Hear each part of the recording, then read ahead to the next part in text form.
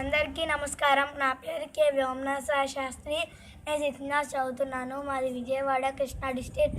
ఇప్పుడు నేను 2 పద్యాలు దాని భావాలు చెప్పబోతున్నాను. పుస్తకేషు చయా విద్య పరహస్తే చ యజ్ఞనం సమయేన పరిప్రాప్తి నసా విద్యేన తజ్ఞనం. అనగా పుస్తకంలో చదువు ఉంటే సరిపోదు, అది మన బుర్రలో ఉంటేనే ఉపయోగం.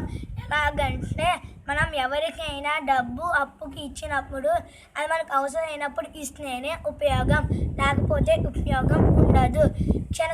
క్షణ సచ్చైవ విద్యా యద్దంచ సాధయేత్ క్షణ త్యాగి కుతో విద్య క్షణ త్యాగి కుతో ధనం. అనగా మనం చదువుకోవాలన్నా డబ్బులు సంపాదించాలన్నా సమయం కావాలి. అలాంటి సమయాన్ని వృధా చేసుకుంటే మనం చదువుకునే సమయంలో చదువుకోలేము, డబ్బులు సంపాదించే సమయంలో సంపాదించలేము. కాబట్టి మన జీవితంలో సమయము, డబ్బులు చాలా విలువైనవి. దానిని వృధా చేసుకోకూడదు. ధన్యవాదాలు.